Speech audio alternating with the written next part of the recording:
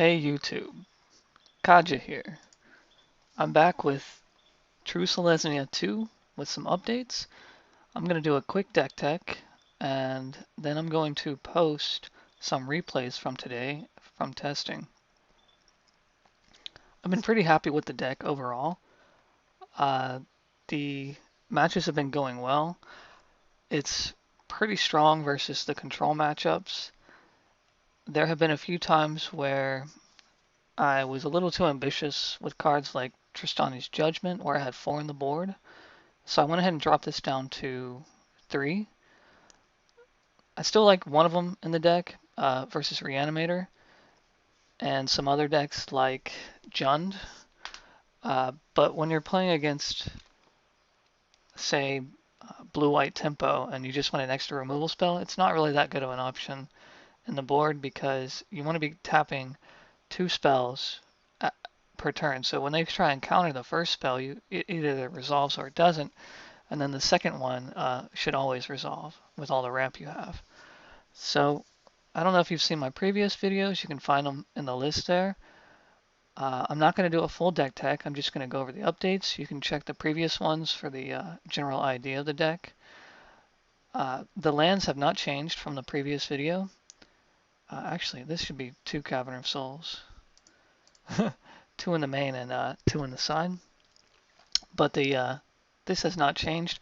I removed the Selesnya charm because it seems like the more I test, the more decks are used to the actual charm effect of a 5 or greater power. So they just try and play multiple creatures. So it's not as impactful. The format is adjusting to the exile effect there. I went back up to 3 intangible virtues. I tried 2 for a while, though it's just 2 is better. You have so many token effects on the main board that you're ready for any type of any number of these is always good for the deck.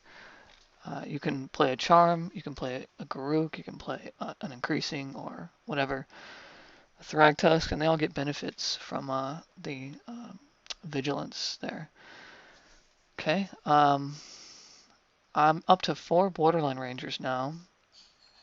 Very good card. Really good with Restoration Angel.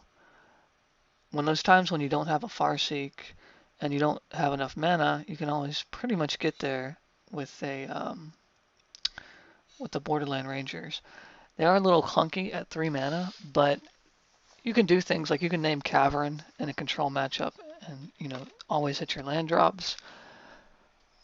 You can also name Cavern when you have funny mana like an island, a cavern, and say a fountain in your opening hand. So you can always get your green mana for the deck. So that's been pretty beneficial.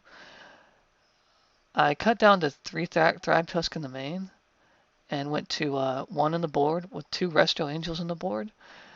I got to thinking, like, at 5 mana, you really want to be doing something else. You don't want to always play a Thragtusk. So for the main board, I went down to 3.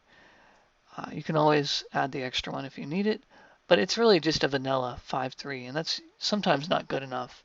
So I think that's why I'm considering cutting one of those. Sigarda in the main as well, which has been pretty good. If you get to 5 mana versus RDW, they can't deal with this card. Blue-white tempo can't deal with it. Jund can't deal with it. Even some of the other decks have trouble dealing with it. So it's just a great card in general. It's only 5 mana for a 5/5 flying hexproof. The drawback is it doesn't really fit the theme of the deck, but I think it's good enough as a one-of to have in the main. Armada Worm has been 50/50. I haven't had it be that great, but I can't think of any other 6 drops that I want for the deck. You want something in between 5 and 8 mana, and this fits that pretty well. This may be wrong. It may be something like well, not even that. It has 2 creatures that come down. Maybe the Vorpede? Yeah, Vorpede, which is a 3 green, 2 colorless for a, I think it's a 5/4 trample, well, 5/4 vigilance, undying creature. So that might be the better card there. But for right now, it's an Armada Worm. Not much else has happened. I did cut down to 2 Rangers Pass as well. 4 is too many. Like if you draw 4 Rangers Pass and never hit a 4th land, you're in bad shape for that game. So I like 2. It's been fine at 2. Whenever I see it, I'm happy to see it. Even in a hand with like 3 mana and a Ranger's Path, just 1 or 2 is usually pretty good. You'll see in one of the matchups, my opponent, like, he had a syncopate and he didn't syncopate this. I would always syncopate this card. I don't know what more value giving your opponent 2 extra lands in play with all the end game that I have. I don't know if that's a great idea. And that's pretty much it. Oblivion Rings.